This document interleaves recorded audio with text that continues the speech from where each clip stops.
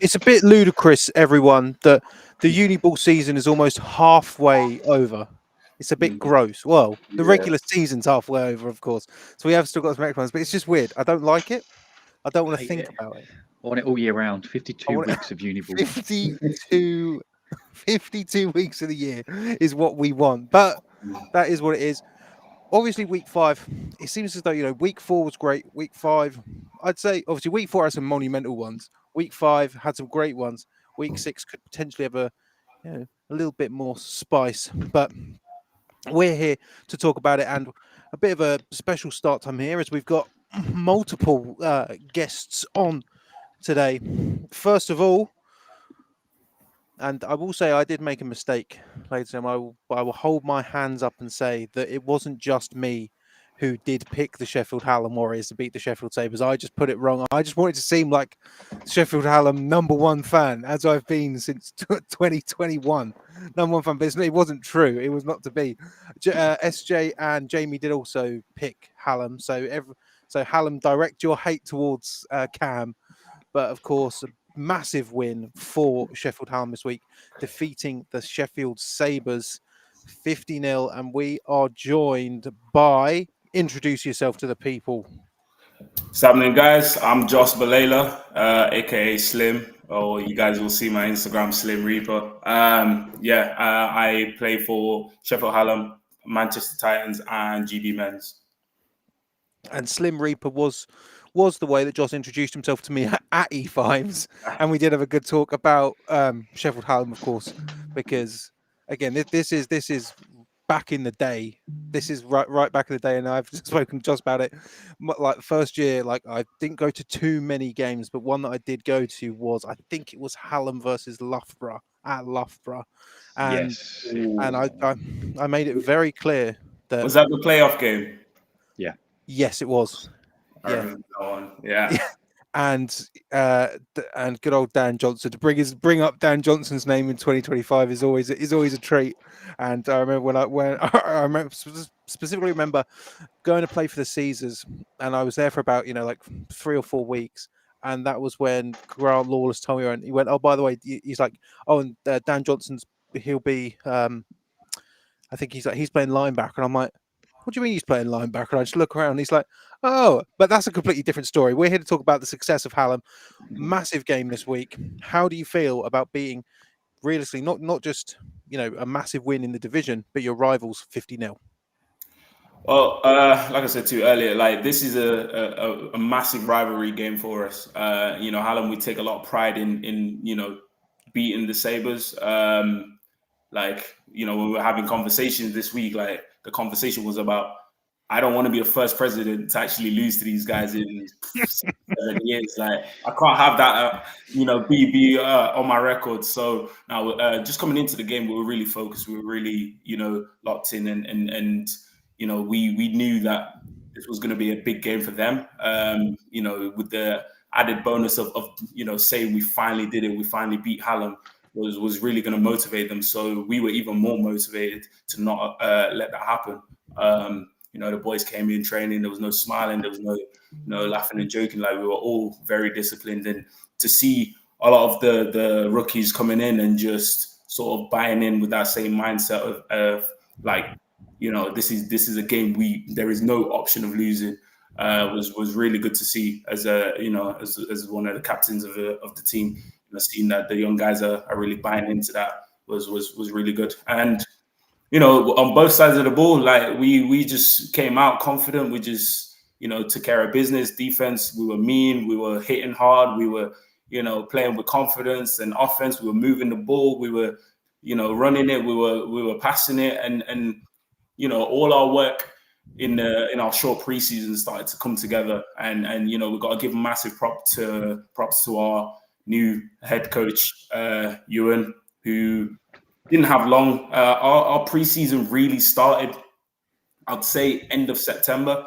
By the time most teams are already training, and we were put down to one training session a week, end of September, and we spent a lot of time fighting to actually sort that out. So we're back to 2, but imagine just coming in as a new head coach and having all these obstacles put on you. Yeah. And, for him to sort of rally the guys the way that he did, and maintain the tradition of beating the Sabres and still being the big brothers of Sheffield was something that he should be proud of. So wanted to give a massive shout out to him. I mean, like the stats we were sent across for, because we obviously making our have a day graphics, and do send them across if you've got some good stats. Hallam obviously have. They'll be coming out. I'll send them now. We had some boys that really. Oh no! Yeah, I've got them here. I mean, like just some of the sort of the key ones here. I mean, Jimmy Allen, your QB, 175 yards, 5 touchdowns. Like that's a that's a great day for anyone. So currently 1-1 on the season. Fall into Knowles Green, having that first game with Derby postponed. Leicester next. What do you think the future's like for Hallam? Is it a divisional win here? Obviously, one thing I will touch on in another question is playoffs. But what do you have in your heart for the future, Hallam? I think we have, at Hallam we have a culture of winning. We do not just want to be here to compete, just make up numbers. We want to be here to compete. We expect, when I have my team talks with the guys, it's always we want a championship. We believe that we do have some very, very skilled, very capable guys, some very capable coaches that can coach up the new guys to get to the standard where we can compete for a Div 1 championship. There isn't, from my experience, I've been at Hallam, this is my 4th and final year now. There's never been a point where we've just said, all right, we'll settle for just winning hit a game here and there. That's never been our mindset, and I don't think it will ever be the mindset that Hallam has. It's sort of, as soon as you come in, you understand. If we lose, we're not happy about it. We work that we can get the win the next time. So we just want to take it a game at a time. Like I said, we've faced a lot of obstacles coming into the season. That Notts loss, I think, was a big point for us, and we're glad we were able to get it out of the way early and learn from it as well. I think we showed that the lessons that we took in our bounce back game. We just use every lesson that we get to just keep progressing forward. Playoffs is just a minimum for us, and we want to just keep pushing it as far as possible. Last year, we faced the best team in Div 1 North in Northumbria, and if other circumstances, if our kicker is able to kick that day, we probably beat them. There's too many if, buts, and maybes in my time since we've been here. This is the year we feel like we really we need to get the job done. But so we just got to keep taking it one game at a time. I think sorry. I was going to say, not to talk too much about down the line and stuff, but I can feel your pain in this sense with the playoff stuff quite well. How do you? What's different this year, do you feel, so far? I know we're only 2 games in, but is there anything that feels different about this season compared to the other ones that you've had so far? I think maybe it's sort of the way we're looking at the season. Last year we had a ridiculous D-line. We had, two starters for the Manchester Titan, David Annie, and we call him Big Mike. We had a starter for Not Caesars in Zav. We were very, very stacked in terms of depth, and we felt confident. Whereas this year we've been put through more obstacles. We lost our first game. We understand we can't come in arrogant. We can't come in expecting to walk over teams. like last season losing to Leicester, there's no way we should have lost to Leicester, but because we were so arrogant and expecting to win, we lost games that we shouldn't have lost. The only real loss we should have had was Northumbria game. Fair enough, Alcoin is a very good player, and that first Notts game, because we were just not ready. Those two Leicester losses was just purely down to us, and this year we don't have that. This year, where we respect everyone that we face, we understand we are very beatable, and having that loss so early shows us that we are very beatable. However, we understand that if we play how we train, if we keep to our standards, we can beat anyone. So it's just about keeping to our standards and not getting too far ahead of ourselves. Definitely not, but understanding that we really can compete and we should be competing. I mean, I feel like there's some level of kinship, or at least I'd like to imagine there is, between the Brunel Burners and the Sheffield Hallam Warriors, just in the sense of, being able to. It's the first time we've met each other. It's the first time these two teams have spoken to each other, mate. I've spoken to Coach Kelvin. I've spoken to him, so I know him, and I see. I wonder why he's spoken to you. Huh? Yeah, no, I've spoken to him. I've seen stuff he's doing down there in Brunel, and I'm a big fan of his and the team. Whilst I was still like playing basketball back in the day, one of my friends actually played for Brunel, so I knew about the team quite a while back. I'm a big fan of them. So any comparisons to that, we're not mad at that. Like, they're doing very well. See, I think they're 4-0 now. So they're doing their thing. So we can't be mad about being compared to them.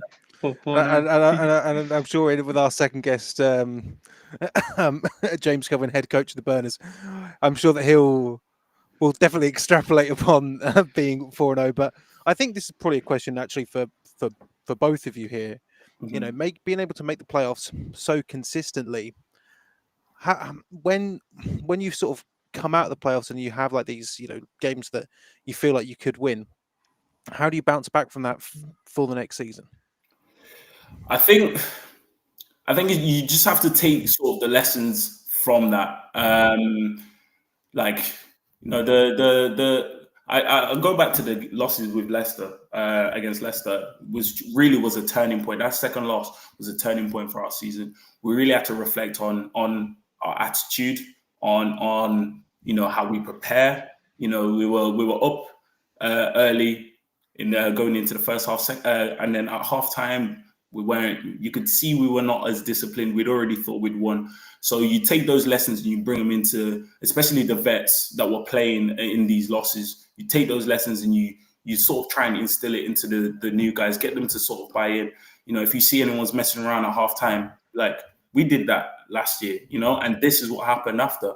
So it's just about sort of teaching them from our mistakes and hoping that we don't make those same mistakes and just going into games as best prepared and taking everyone as serious as possible until that final whistle's done. We don't want to repeat of yes, Sheffield Hallam get close and then they just don't do it. Like, we eventually want to break through that and actually be a team that's really taken seriously. So with the dawn of the National Prem and a fair few teams getting pulled up from the Midlands, most notably obviously Warwick, NTU, and then obviously Loughborough the year prior through winning the final. It seems as though Hallam are that last vestige of the Midlands from years prior. Does that have any sort of pressure, because you're in a division with not new people, because the Green have been around, so have Leicester, but Leicester doing a little bit shaky, but then obviously having the double promotion as well. Is there any added pressure on Hallam as sort of the old guard of the Midlands? I think that there would only be pressure from people outside. There's no pressure on us from inside. Again, we hold ourselves to our own standards. We don't hold ourselves to other people's standards. We don't think, oh, Hallam used to be this, so why don't we get back to that? We hold ourselves to our own standards, and we say to each player, like, these are what the pieces we have. This is what we think we should be doing with the pieces that we have. At the moment, we have a very, very strong team, and with some very capable guys. I've got the two young GB19s in Zach Pye and Jimmy Allen coming up, and I've got myself and Tom Giles who are GB men's, and then we've got other guys who've really just massively stepped up. So every sort of goal that we set that with what we have. We don't start looking outside and thinking, oh, okay, guys are expecting us to do that. Guys are expecting us to do that. Like, we don't listen to that noise. We just do what we need to do, and we keep everything internally and focus on ourselves. We're not too worried about what other people are doing and what other people are thinking we're doing. So yeah. So this is sort of my last question, and this one's not so much a team one. And I mean, I think a fair few people have had it when they've been at one university for 4 years and became or have been president. This is a bit of a strange one. What do you want your legacy to be at Hallam? I actually want to finish with the championship. I said this like genuinely. I said it when when I had everyone in pre-season. I said, like, guys, this is my final year. At first I was meant to like take a step back and actually focus on my degree, but I feel like I can do both a little bit now. But genuinely, if I am playing, I genuinely want to leave Hallam with the championship. I want to be spoken about as, remember when Hallam actually went up and got promoted and stuff like that. And then, oh yeah, Joss was the president at that time. He was doing this, that, and the other. And so I want to definitely be, remembered as someone who really achieved, with Hallam. And I've been close last 4 years. And unfortunately, I keep getting drawn against the best team that goes on to win it. So yeah, getting close and just not making it that extra step is a bit frustrating. So this year, I think all we can do is just give everything and try and get there finally. So yeah, no pressure on myself, but I do for myself personally, I do really want to get that. So I mean, thank you very much for coming on. Congratulations on the big win. I mean, I'm sure there's not going to be much days off in between now and training to take on the Longhorns. Yeah, no, we're straight back to it. Like I said, it was only the start, so we're taking every team seriously. So we're straight back to preparing for Leicester now. And I mean, anything you want to plug away. I mean, I'm just gonna plug the Shoe Warriors. So if you want to find out more about how we're doing and see what we get up to this year, we're Shoe Warriors. Yeah. That's SHU, not SHOE, ladies and gentlemen. Just in case, I'm sure that's a completely different Instagram page. So, but I mean, thank you very much for coming on. I'm sure that when we'll keep up with Sheffield Hallam for the rest of the season. Appreciate it. I appreciate that. Keep backing us for the rest of the season. Oh yeah, you're gonna win. Yeah. I mean, that's to everyone else. That's not me. Hallam merch in the post. Say no more. You guys for having me. Thank you. Right, in a bit. Thank you very much. Yes. Right. So, SJ, I mean, I think we'll give a brief introduction here to the next guest. Is he coming straight on? Oh, he's straight here. I love having guests on. I think I love just hearing from the teams themselves. It's all well and good seeing what we see, but just having a chat with them. That's part of it. And here's a team we don't hear much from.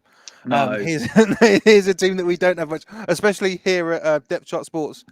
Hang on a second, Gretzinger. If you're in the comments, you can reply to my WhatsApp message.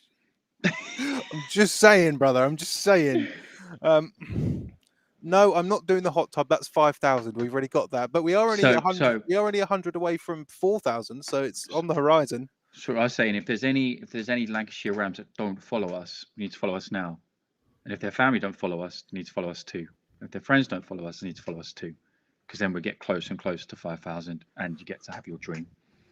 Yeah, I don't want it. It'll be really cold. But I mean, next guest.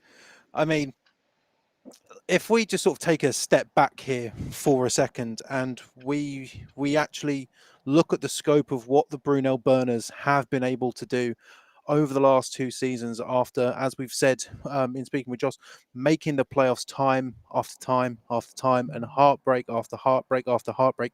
The last 2 seasons for the Brunel Burners have been nothing short of extraordinary, sensational, even if you want to steal my own catchphrase. And we're going to be joined by James Kelvin, the head coach of Brunel. I mean, if you do pay attention to Depth Chart Sports, you know that after every Brunel home game that we do stream, I will interview James. And I think this one's a bit more of a better discussion to have a general discussion about Brunel. So welcome on. Wait for him to stop drinking. James Kelvin, look at that background. Thank you very much. So I imagine you two, and I think this will be a case of maybe I'll interview the pair of you as you know, two Brunel staff members here. Unless SJ's got some questions for you, James, which I'm sure he doesn't. Let's be completely honest. Half of the table, well, the first point, ran the table in the Prem South. You've defeated everyone at least once. How does that feel? I guess I'll start. I think for us it's a great start, but reality is it's only a start. Coming to a lot of games blind. So, for example, obviously the first one, Portsmouth, you're blind. We had an idea of Cardiff because they played Portsmouth the week before, and then Exeter again we were blind. And SGS at that point we'd sort of got some film. So now we've seen every team. We've seen every team's defense, seen every team's offense, and you can't predict what the changes will be, but you can put your best brains together in terms of the coaching staff and look ahead and try and analyze schematics and say, right, well, this is probably going to be their adjustment. So now we can go back to the drawing board and we can develop the schematics on both sides of the ball and also in special teams to pick up on where the weaknesses lie. And at the end of the day, put our players in the best possible positions to succeed, which in reality is all that we do. When it comes down to the crux of it, that is our job in terms of the field side of things. Do you want to say anything, SJ, on that? No, he said it. He said it really. So I know that here at Depth Chart Sports, and I will say me, has sort of put together a narrative of, you know, the revenge tour. But if we take sort of the joke aspect away, is there some catharsis here in being able to defeat the teams that Brunel were not able to defeat years prior? Yes. I think yes, there's always going to be, because at the end of the day, we are all competitive people. Like there is a reason we're in the sport. You want to beat the teams that you haven't been able to beat before. Maybe didn't have the minerals to do it at the time, but we're up now. So we're at the point where we can go toe to toe with anybody who is on our fixture list. I think there's been some wild things about us being better than Durham, which is not true. Sorry, Durham. I don't believe in that. But you know, if you're talking about anyone in the Prem, we can go toe to toe. We can go bar for bar. I'm happy to do that on any God-given Sunday, so that's fine by me. I mean, speaking of those, you know, writers' polls we've got out. I mean, like as a coach of a team who is, you know, steadily climbing. I mean, with all due respect to Brunel, I think if they climb any higher than they are now, I think there's probably some problems as they're, you know, sat very much sandwiched in between national premiership sides. When you look at that, is that something that you're like, wow, look what I've built, or is it a please stop? A bit of both. I mean, you can never take away from good things being said about the program. In that sense, you like people like to hear praise, and positive reinforcement is always a very good thing. However, obviously with our record over the previous 2 years, respectfully being 16-0, I mean we've not lost since March 2024. I want to say versus Oxford. I remember that day very well. You have to ensure that you're always talking about, you know, level heads, coming into every game, respecting every opponent, because at this level, every team has something about them. Every team has something where they can, you know, create a play. Exeter scored on us at first. SGS, they've got you know, some weapons on both sides of the ball. Cardiff, obviously with that receiver core, you know, there's 3 or 4 studs on that receiver core who are very, very, very good at football, and they have a brilliant D line. And obviously Portsmouth with Nabechi, Jamie out wide, and then that front seven that you want to talk about is quite vaulted as well. So every team has capabilities on any given Sunday of giving us serious issues or taking a lead or, you know, putting up a couple scores. It's on us as a coaching staff to lead from the front in terms of that. We're confident, but we're not arrogant. And the big difference for me in between confidence and arrogance is when you walk into a game and go, yeah, we're going to beat these boys no matter what we do during the week. Whereas I like to believe that personally, I go into games confident because I know I have watched shit tons of film. I've game planned to hell. I've got the adjustments that they're going to probably make. And then I've got the adjustments to the adjustments based off that on my call sheet. And the guys feel that confidence. So that's our attitude going into it. Confident, never arrogant, and always paying respect to the opponents that we're facing and also their coaching staffs too. So speaking of coaching staffs, the coaching staff at Brunel, just go into how you've managed to build such a great coaching staff that has led to this number one unbeaten streak, but also not half sweep of the Prem North or Prem South. Sorry. A lot of it was outreach to people I knew and trusted at the time. So to sort of rewind back all the way back to when I first took over, I think it was myself and Con SJ, I think it was that time. That was it. There was a time when the only people that were on the coaching staff, if we're talking actual coaches, was just Con and me. So we had SJ, obviously, who's in general manager side of things. And in terms of coaches on a day-to-day basis, we had self and Con. So we built that out over time. Have we made mistakes? 100%. I've had to fire like 2 people last year. This year, we've been very, very good with our outreach, and we brought in people who are maybe on the younger side of coaching. But that's okay because you can develop those coaches, and it's always about, for me, having a longevity plan of, respectfully, I'm not going to be here forever, but the next Brunel head coach is probably on this coaching staff. I know that for a fact. So it's about developing guys up from assistant positional to coordinator to then can they take on something like a head coaching role in the future. I'm really proud of the way that we've sort of mixed and matched all these guys from various different programs. It's not like we just pick from, say, Blitz or picked from just Warriors. We have a real mix and match of guys from different programs, and everyone brings something different. Everyone brings something that is a unique skill set that we can harness and push towards being the best possible coaching staff that we can be. Because at the end of the day, we're doing this for the players and the coaching staff. Yes, people should give coaches flowers in this sport because I think it's probably the only sport where coaching matters the most. However, at the end of the day, coaches are coaches, and the players are the ones who are doing the business on the field. So all real credit should go to them. But I'm thankful for the nice comments about the staff we put together. So as a younger coach, in University of American football, but British football, is there anything that, from your perspective, you'd like to see, either the league or other coaches do more of? I know that may be a bit of a strenuous question. You can refuse to answer it. I think it's. You have to be very conscious of what we're using the sport for. There's obviously the performance aspect, which is winning football games, getting guys to hit certain things like contracts and pro contracts and all of that stuff's brilliant. But for me, the biggest thing is the vast majority of the people we coach aren't going to make it to their pro contract. They're not going to make it to XYZ. And what can we do for those guys? Well, what we can do for those guys is teach them skill sets that would help them in the real world once they're past graduation. Through sport, and those big 3 we always talk about are accountability, dedication, respect. Those are our 3 core values, and they're something that served us, I'd like to think, quite well so far. Not to be a little bit humble brag there, and to teach these guys that skill set through sport. You can't miss training on Thursday and start on Sunday. We dropped a starter because of that on like this week in our biggest game in 2 years. Respectfully, we dropped someone because of that. We have laps for lateness. Everybody has a lap for every person that's late. People will probably shoot me down and say, why are you making other people be punished for someone else's fuck up? Well, respectfully, if the corner gets beat on a go ball, it says Brunel conceded 7. It doesn't say that corner's name. If the receiver drops the ball, Brunel suffer, right? Everyone's stats suffer. So having that team collectiveness in terms of punishment, etc., it teaches that the accountability side is huge for us.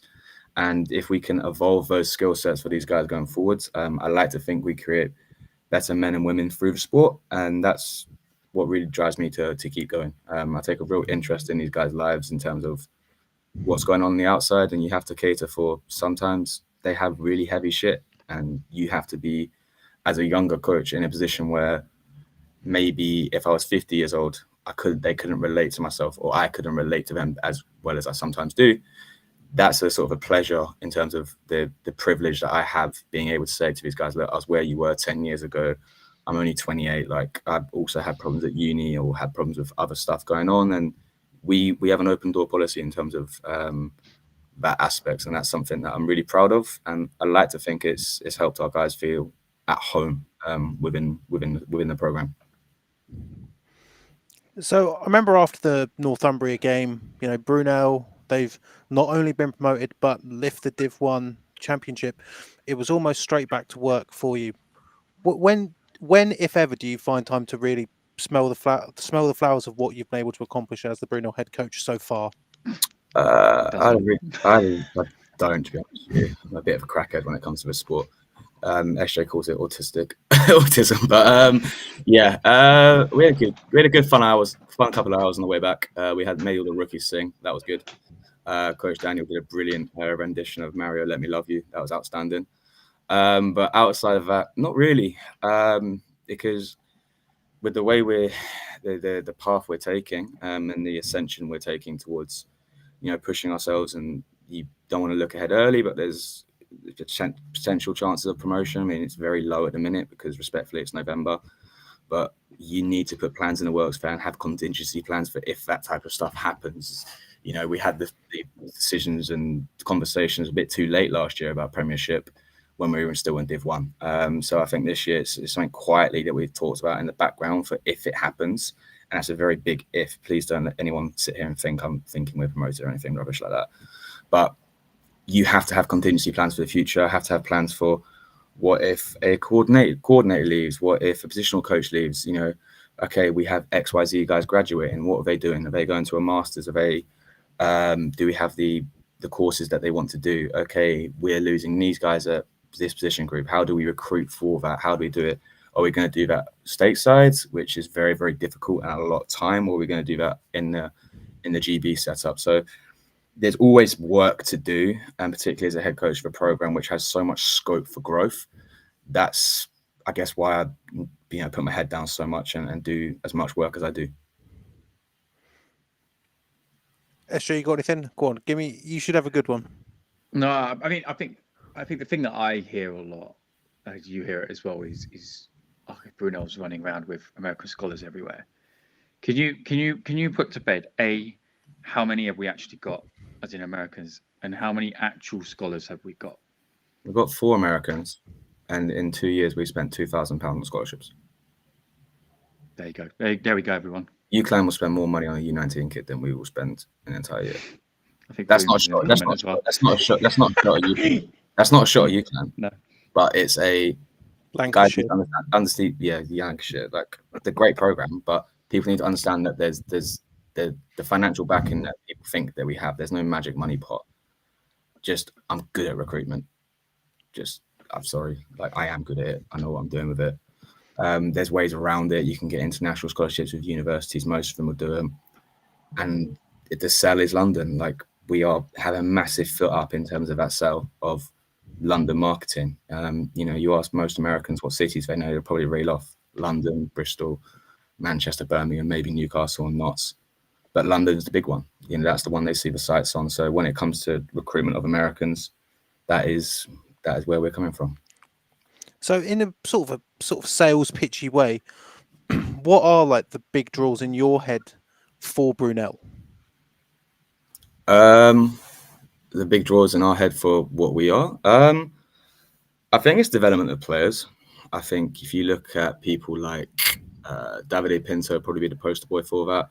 Came in from Blitz, U19s, having never played 11 aside, ended up getting like 400 yards or something crazy over the last 2 games of last year. Just regularly spoke to Blitz U19 coaches about what he looked like, after a year of us, and they said his progression was crazy through the roof. A lot of our guys are, when they go to senior ball programs, they're some of the best players where they go. And I think the culture of it is the biggest thing. There's always a place for everyone here at Brunel. We make everyone feel at home. We we push on that side of things. That's sort of where it comes from. And the biggest thing at the end of the day is we win. Like, we do win. So no matter what opponents lined up against us on a Sunday, we're ready for them. And we'll push ourselves 100% to make sure that we come out with a result that we deserve. So I mean, I've got no more questions for you, James. I'm going to look at SJ, but I imagine he's sort of tapped out of questions. I've got none. So I mean, it's your time to plug anything that you'd like to plug, Brunel wise, or if you've got a rap career I don't know about, you could plug that as well. Career, Jesus Christ. No, thank you. But lastly, please, you Lancashire, I don't want that to look like as a shot. It was just a comparison team who do have money versus us. I actually really like you. I actually really like the UClan guys. The people I met Charlie and Matt last year at Northumbria. Really good guys. Charlie's a really great kid. So please don't take that as a shot at you guys. Great program. Just trying to compare financials. That was all. I just mean, like, go to Site 5. I know that Brunel's got no money. We've got things we can do. It's just about what I can have the conversation with the SU, what they can offer. How do we develop it organically? Because respectfully, our trajectory has been quite rocket launched. If you think about it, for the last 2 years, the mid-tier D1 team to pushing for promotion into national prem. That's quite a quick turnaround. Well, I don't know if you could say that Brunel were ever a mid-tier D1 side. I'd say upper. We never got past semis. It's not very great, is it? Better than some. Okay, I guess so. Better than Gloucestershire. Never been to Division 1. I'm not putting another program's name in my mouth. I've already apparently insulted people, so I don't want to do that again. But I mean, with that, I mean, thank you very much for coming on. Thank you very much for your time. Follow Brunel. I mean, Depth Chart Sports haven't got a live stream there until February, so don't look for that. You won't be anytime soon. No, right, but thank you very much. Cheers. See you Thursday. See you Thursday. Bye-bye. I mean, I think two good interviews there from both Hallam and Brunel. Good. It's nice because you don't talk about Brunel because I don't let you. I don't like to anyway, because I try to, and it's impossible to, but when we do these things, I do try and separate myself from the team until, obviously, we talk about Brunel games and whatnot. But yeah, no, it's James is great. You can see why people come to Brunel. Like, it's not for financial reasons. It is genuine because people believe in the things he says and the program. I know Cole's in the comment section. I know Yoan's in the comment section. Those are two guys that can attest to that. No, I mean, I'd agree. I mean, like, with sort of being around Brunel for like the last 2 years through doing live streams, there's definitely, a very good air that I think he brings, because I think that it's both a mix of being very, very professional and very, very hard-nosed, but also personable as well.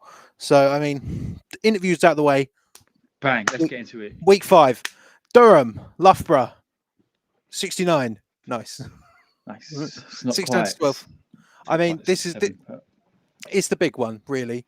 It's this Sunday, which I didn't realise was at Bristol. So my plans are ruined. Pardon me. Durham versus Uwe. It's the ultimate challenge here. Uwe coming off a loss.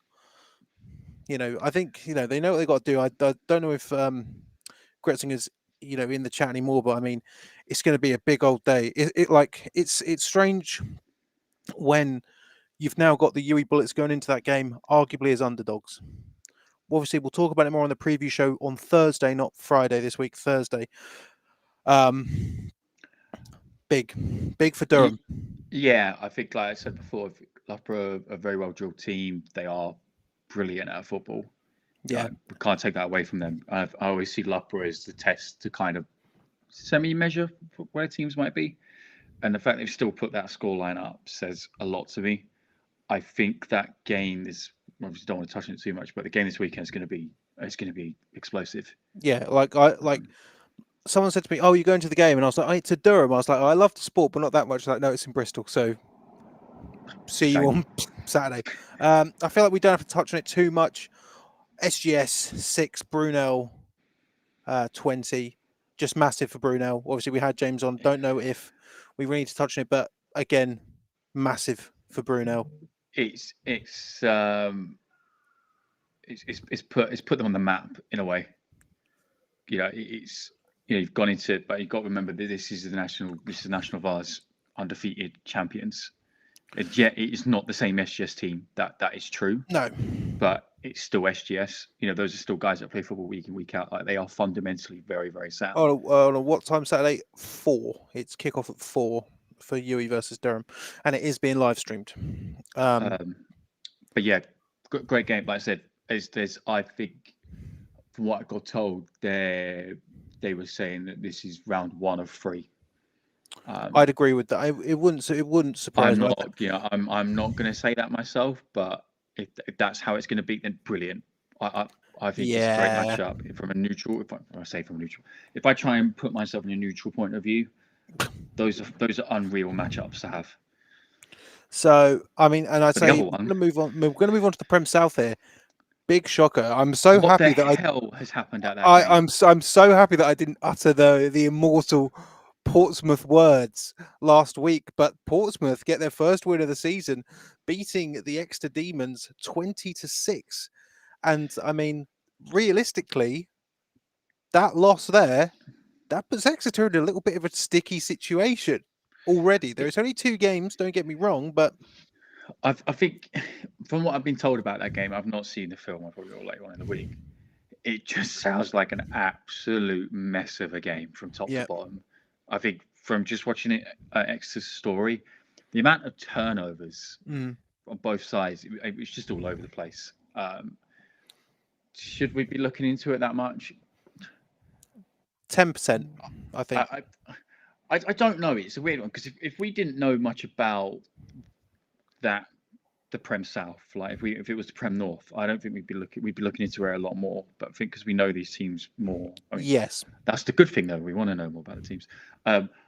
I think that 3rd, 4th, and 5th is going to be an absolute dogfight. I completely agree. I mean, it's so strange, but I mean, good for Portsmouth to be able to sort of make it competitive. But I mean, coming off that loss to Brunel with Exeter looking pretty decent. But Portsmouth, realistically, Portsmouth were well aware that they're playing for their spot in the Premiership.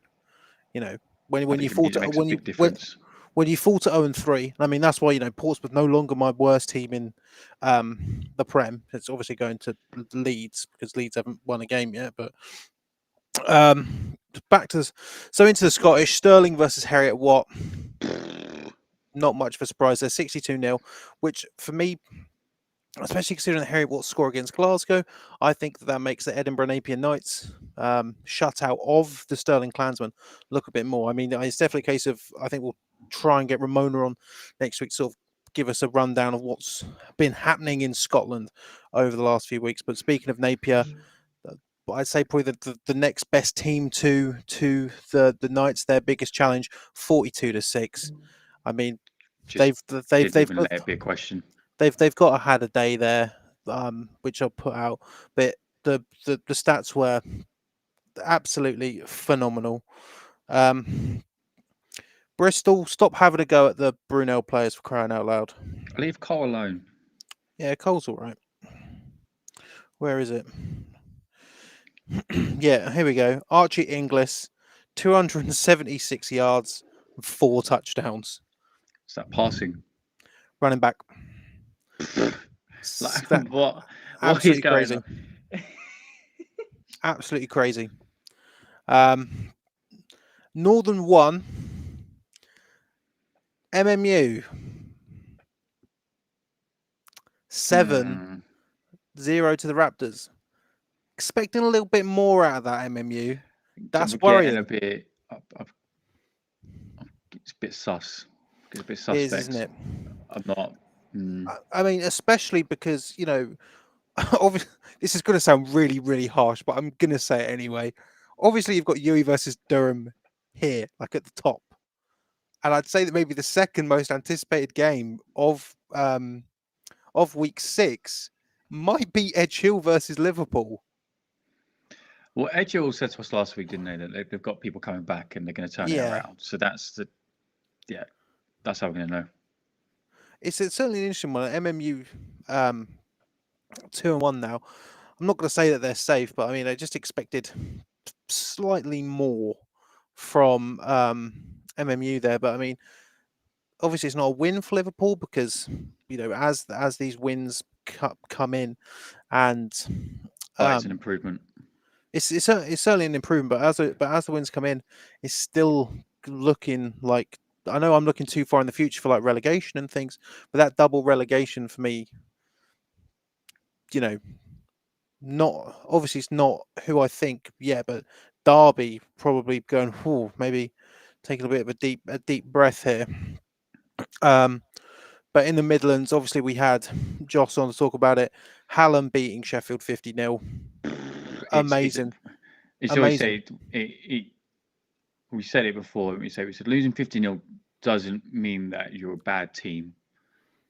It can still be good. It just means that there is clearly Hallam have got something to play for. If Hallam approach every game the way that they did this one, it could go all the way. It's mentality. It's some absolute. You have to become mentality warriors in Div 1 because that is such a long and grueling season. Because I mean, I do agree with what Josh said, that Hallam may be tending to start quite slowly. And I think that, if last season has told us anything, they can beat the Green. Yeah. But that is going to be the big challenge for Hallam. Obviously, they've got some time. They got a week off before they take on the Longhorns. But it will be the Sabres and the Longhorns. The first loss of the season for OBU. 21-14. And I know it's sort of it's not like a get out of jail free card here for OBU, but with all due respect to Oxford Brookes, they've had a grueling schedule this first 6 weeks. Losing 21-14 to Hearts as well isn't no nothing to be ashamed about at all. I mean, I'm sure they're not anyway, but no, I mean, again, not to give that caveat to OBU, but it's more so something that you said on the show on Friday, is that Hearts are, they are the gatekeeper, unfortunately for them, in the Southern One, and it just seems as though at this point anyway, on the away fixture for OBU, they weren't able to get it done. But it does. I think there's been a big key player that's been missing for Hearts that's back, and that's Jaden Samuels. The receiver. Over the years, he has been the guy that has moved the chains for them, has pulled out for them when they need him. I want to get to over 100 yards and 2 touchdowns. It's a difference maker. If Hearts have got all their difference makers back, then I think they'll be trending upwards. See, I can't say nice things about Hearts. That's one of those things, OBU still got to be happy with 3-1. Oh yeah, it's not over just because you've lost a game. But just one thing we didn't point out with Coach James is that Brunel the only undefeated team left from last season, and they managed to managed to all go down this week, and that was OBU and Sheffield. Was there someone else? And SGS. And SGS. They all managed to. Had to go. And Brunel wasn't mine. So speaking of some O's here, 0-2 UEA, 28-6. The Lancers beat UEA. That's a horrible way to go into it. That's mean. It's not. I mean, UEA. It's all what we expected here. It's what we expected. It's let's be honest. It's what we expected. UEA coming into a hard division. That's a hard division, and OBU being on a roll. Who else was it going to be? It's obviously 0-2. It's not over yet, but it's not looking good. I think, like I said, I think the travel is an excuse for them. It's not looking good for them. No. I don't want us to. Genuinely mean this. I don't want us to be having a conversation in March as to does UEA end up in Div 2 Southeast or do they end up in Div 2 Midlands? But but it's more so that's a tough division. You have to look at it's more so who's likely to make the playoffs than who's to be relegated. But when there's like a 0-2, 0-2 team going up against the Lancers, who are also 0-2 going into the game, the Lancers aren't a bad side. Obviously, UEA aren't a bad side, but it's just not ideal situation for UEA to find themselves in, and it's more so I don't know who they can beat in that div. That's the problem. That's my problem right now. Is I'm struggling. Could you? They could catch Hearts on one of their bad weekends, because Hearts always have at least one bad weekend. Like notoriously, always have at least one bad weekend. It's just a question of, have they had? I think they've had it already. Yeah, I think that's fair. I think they've had the black magic stuff that happens to them happen already. I'd agree with that. I think getting out of the way early in that loss to Brum, everyone knows what happened. Being intercepted on a kneel down or something crazy. Southwest. Speaking of not looking good, for Plymouth. No. But for me, I can't say the same as UEA as I can about Plymouth. There you go. Look, all in the comments saying they've had their bad weekend. Sorry. Yeah, I think Plymouth.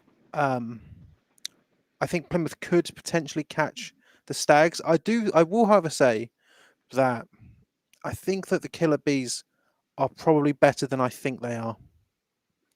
I think that's probably fair to say. I wonder. I might be completely wrong here. Is they haven't got Lewis Munt anymore, have they? I don't believe so. So does that mean that, like I said, just spitballing, has it been a case of now it's now a whole team thing? It's now no longer our Munt's playing, we're fine. It's now we've all got to put it in. So as much as it's a bit, silly to go yes, but yes, I think that's probably the case. I really had Bath and Plymouth maybe being in that spot, with Southampton now at 1 and 2, only beating the Blitz. Maybe that's all they need. Cuda versus Bath going to be a great game. To be fair, I'd agree with that. Honestly, it's if Bristol can keep their offense, getting better, and Bristol are a very, very complete team. Like, their defense is genuinely fantastic.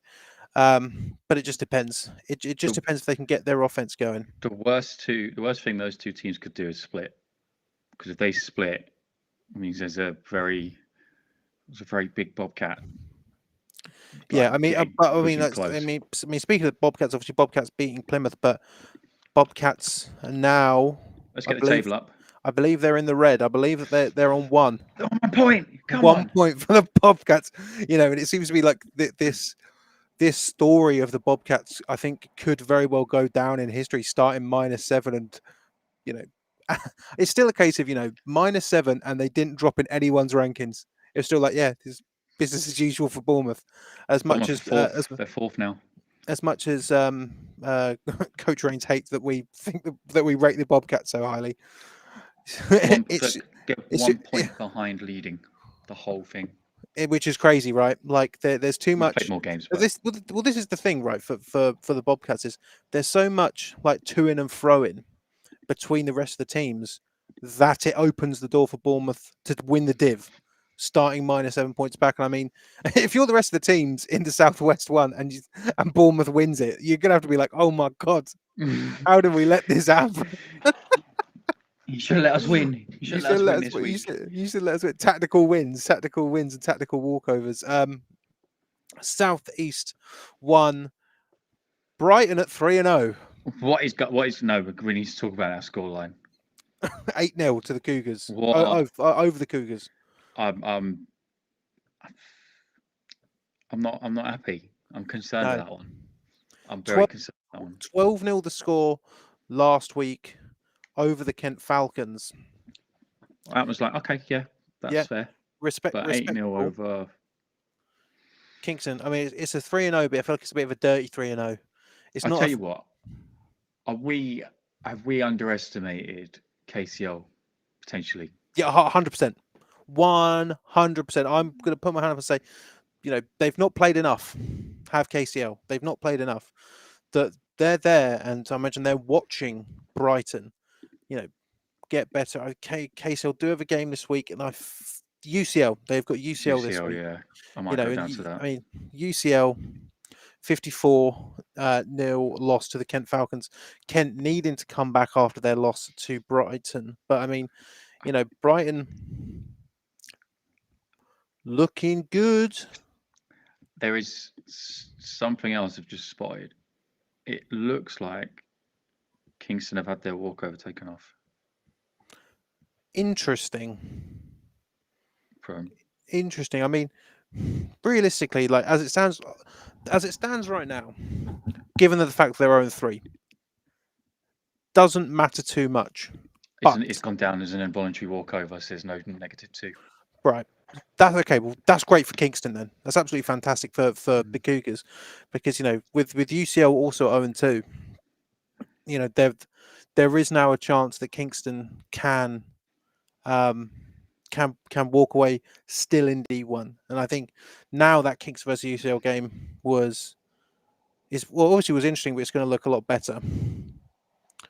Jed's telling me Cuda looks good. Yeah, I've seen them, man. What's going on? Opinions on if Cuda could win the league? Well, you could. The Southwest or the South as a whole? I mean, you could. It wouldn't be the most surprising person to win the South or the Southwest, if I'm honest. It wouldn't be the most surprising team to do it. But yeah, I mean, good for Kingston. They've now got a lot more of a fighting chance than -2. But I mean, you know, if Bournemouth can start on -7, then I think anything is possible. I think too that there should be a team every year that just gets hit with it. Yeah. Just see if they can do it. Give it to Brunel. Brunel are too hot right now. No. No. So into Division 2, Cambridge.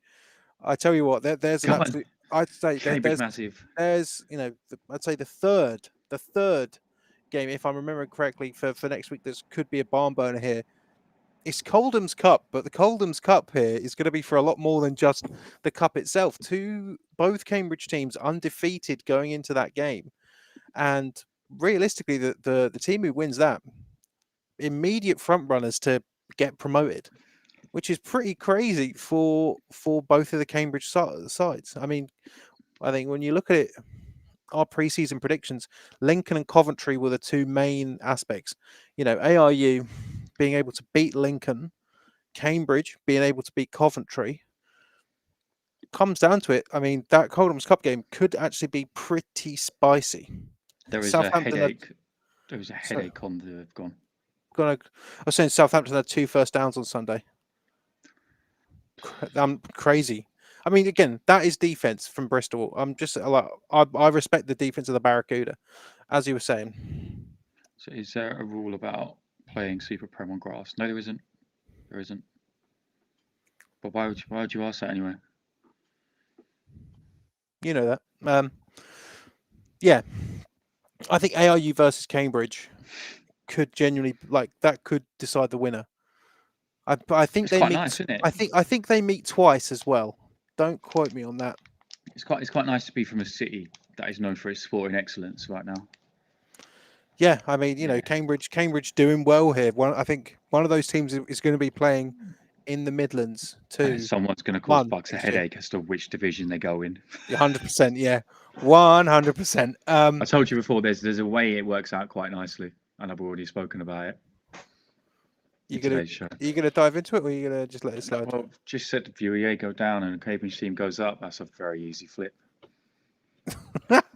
They're going, yeah. Southwest 2, the Worcester Royals 0-2, but I mean, the Southwest obviously, like, the Bullets have got it. Well, the Bullets haven't got it, but the Bullets are #1 right now. Swansea taking on Bath Spa. I think the matchup for that division is probably going to end up being the Bullets versus the Titans. But I think what's interesting here, obviously, Bullets putting on a massive amount. I can't remember it off the top of my head. I think it was 30-something to 8 over the Gladiators. Then the Gladiators go to Aberystwyth and put 50 on the Taranai. Worcester, their defense looks to be pretty decent here in the sense of they didn't lose by too much to the Titans, and they didn't lose by too much to the Bullets here. the Royals' next game, I believe, is against the Gladiators, and that's a rivalry game. And That coming could off momentum, go but either like way. it seems that like the Gladiators' offense can turn up, but then seems though the Worcester Royals' defense can turn up. So it's a very strange mix of who could actually win that game. Because let's be honest, despite the fact that the Gladiators had that big loss in week 2 of the season to the Bullets, there's still a playoff spot available here. Though I imagine they probably will go to the Bullets and the Titans. They're still fighting for a Still a playoff third spot. one. Exactly. Worcester are 0-2. Gloucestershire are 1-1. I think it's a lot more of an interesting. Here we go. 2 ints and 3 sacks against a very good O-line. Yeah, see, that's from Worcester. I think that this Gloucestershire versus Worcester game is actually pretty interesting. I think if we're not live streaming a game, it's probably the one that I'm most likely to go to. Worcester, is that game next week? I'll wait for them to reply. So the other question is: so do you think Bucks games should be played on Astro? Lots of teams use rugby fields, and come game day they really cut up. Do you want to go first? Yeah, I can put the other hat on for a bit. You can't. The problem is you can't enforce that because ultimately it's down to the facilities that unis have. Yep. It's not. I take Brunel for example. We play on a grass pitch. Do we want to play on a grass pitch? Absolutely not. Do we have to? Yeah, because there isn't the facilities for it, and there isn't the cash to just chuck a ton of money at it. So I think that's what it is. A lot of times, teams are just stuck with what they've got. Like, could you imagine last Sunday on this month? Oh, right, okay. Thank you for that, Worcester. Yeah, it's. Imagine if you cut out all of the Uniball teams that couldn't play on turf. You'd be cutting a lot of people off. Oxford as well. Oxford are another team that play on a grass pitch. To be fair, but. Okay, so Southern 2, Chichester 6-28 to the Reading Knights. You worried here? You think Reading should be putting up a bit more on the Spitfires there? No, I think I'm not. I don't. No. No. Okay. No. That's fair. I mean, it's for me. It's still. Everyone can have a down week. You can have a week where you just go, Exactly. Like it's for me. It's still Reading and Sussex. Obviously, Surrey making their season debut this week against Solent, 20-0. Surrey, slowly getting themselves in there. I'm still on last man standing, by the way, because of that. Come on. Grow up, mate. 7 people left and I'm one of them. Thank you, Worcester. Oh, is there actually? Oh, mate, I would have smashed this. I would have smashed it if it wasn't for the Worcester Royals. I'm never gonna let that go. Never ever, Worcester. Never ever. They're playing for the Gloucestershire Gladiators. You have to pick a banker in week 1. You have to, because you don't know. Yeah, I thought they were a banker. I thought they were a banker. Yeah. No.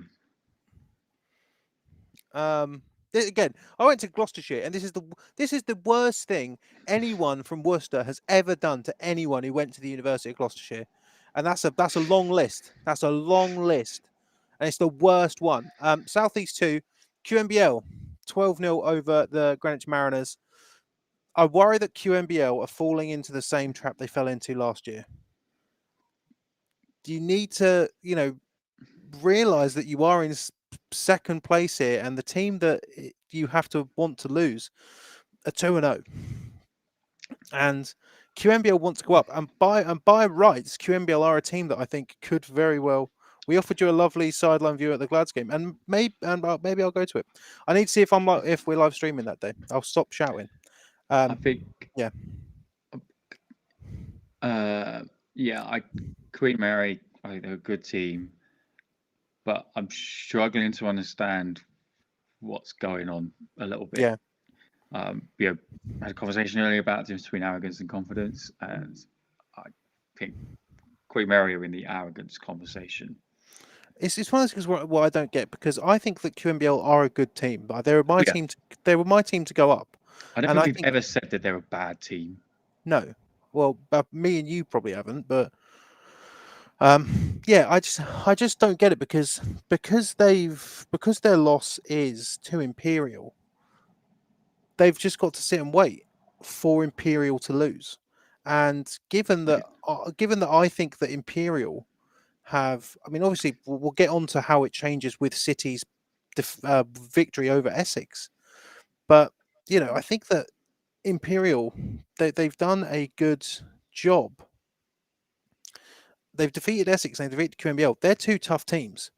Historically, I'm sorry, City, but historically, City aren't pushing for promotion. And Greenwich currently at 0-1-1. I personally don't understand it from QMBL in the sense of it's there we go. Queen Mary play Imperial again. Okay, that's fine then. We understand it a bit more now then. Sorry, Queen Mary. Sorry, QMBL. They're in the comments. It's confidence. It's not arrogance now. It's confidence. It's confidence, right? Okay, and I believe that Imperial beat them by a point as well. If they go up now. If they go up now, should we do the Portsmouth? We'll go to a game. I'll go to a Queen Mary game. There you go. I love Coach Stone. We'll go to Queen Mary games now as an apology, but only if you get promoted or make the playoffs. What are you thinking? If they win, if they win the division and then first round of the playoffs at home and doesn't clash with one of my dates, I'll go to that game. That's the same, because one of your dates is probably one of my dates as well, because I signed a deal. And I need to figure out how to make it work in March. Last but by no means least, City getting the win over the Essex Blades. Didn't see this one coming. Obviously, Jamie picking City as that's Jamie's de facto team now that Hull have deserted him. But I mean, disowned by your own team is. I think there really is space in my heart and by extension the heart of British University American football, that the City Wolfpack make the playoffs this year. There's space for it. Oh, I guess who's just posted. Right, hold on. Let's finish this up and then spend the last 5 minutes looking at memes. Okay, so I was going to do a meme review now. Okay, so let's go City. Yeah, I think there is space here. I think there's space for everyone to really enjoy a potential City Wolfpack playoff narrative. Have you looked at it? What are you doing? The first one. No. Okay, we'll come back to it. Don't. I've not swiped, so don't swipe. Okay, sorry. Yeah, sorry. Wow, man. The how we've not been able to incorporate DCS and DX before, and the worst part is that I know that he's watching as well. Whoever makes these, I know he's watching. So. Sorry, where were we? City. We want to see to make the playoffs. Yes. Yeah, but only because there was that thing a few years ago. I think it wasn't last year, the year before, where it looked like they were making the playoffs. They just didn't have the numbers, but everyone was like, "It's City, it's City, it's City." So I think if City can do it, obviously drawing against the Mariners isn't ideal, but realistically, you're going to have to be able to take one off either QMBL or Imperial.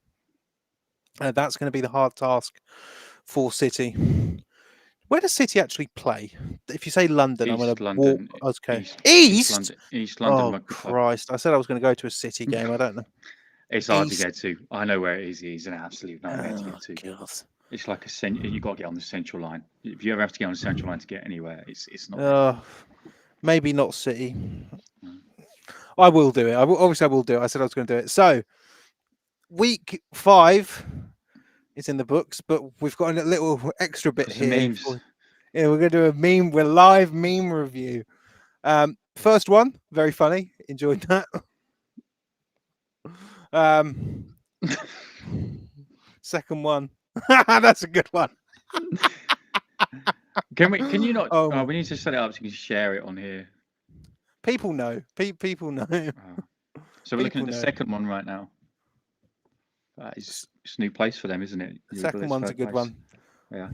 I don't understand the third. Oh no, I do. To be fair, NTU's ground has always been a bit. Did they try and actually I'm guessing because our meme friend here actually researches his memes before she makes them. It wouldn't surprise me, because the one thing that I don't get, I'd actually need to probably clarify with NTU and Newcastle, is they didn't say postponed. Go through some of these. I can't talk about some of these. Oh, also, I just want to point out to everyone who's watching, SJ complains so much. He's like, they never just make memes about me. No, the problem is whoever runs this page, right? Everyone at Brunel thinks it's me that runs it now. Because some of the content is just a bit too close to home. The fact the fourth slide is exactly what I put to one of the group chats. It's not looking good for me. The fifth one, we're not talking about that one. Yeah. To be fair, I will say that one, the Top Gear one, It always works. doing the Div 2 rankings and having York at 0-2 and Sunderland at 0-1, I still think York and Sunderland are good teams. And to the point where to the point where I don't feel as though just a small part of me thinks that if York played Cambridge or Sunderland played ARU or any of the sort of inverse, I think the two teams from the north would win. And that's why they're above both Cambridge and ARU. It's as simple as that. Like I've said to Cambridge, you know, whoever wins that battle of Cambridge, the Coldham's Cup game, they'll get a much larger jump up. But for me, like the Midlands, when I look at the other teams in the north, the north three, you know, the northeast and the northwest, I think that there are stronger teams in both the northeast and the northwest than there are in the Midlands. It's as simple as that, which is harsh, but that's just my viewpoint. Yeah, that's a good one. The last one is my favourite one because it means that is a live meme. That is a live literal meme. Live... It is a live meme, isn't it? Right. Should we do that thing where we have like live memes coming across the bottom as well? That someone's just sent in. Live memes. Oh god, that first one has absolutely got me. Right. That's it. We'll see you on Thursday. We'll see you on Thursday this week, not Friday, Thursday. Because to be fair, there's actually quite a lot of games that are happening on Saturday.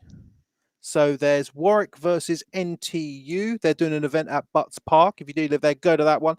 Then it's obviously UE versus Durham, and also Exeter versus Cardiff as well. Exeter. I mean, it sounds silly to say Exeter with their nice crisp white kits. I'm looking forward to actually. They do look good. They do look good. But to be fair, Exeter playing Cardiff, that's a good game. And we'll talk about them more on the preview show. When is it? Thursday at 6, probably. Then I think, just to round it out, where will I be on Sunday?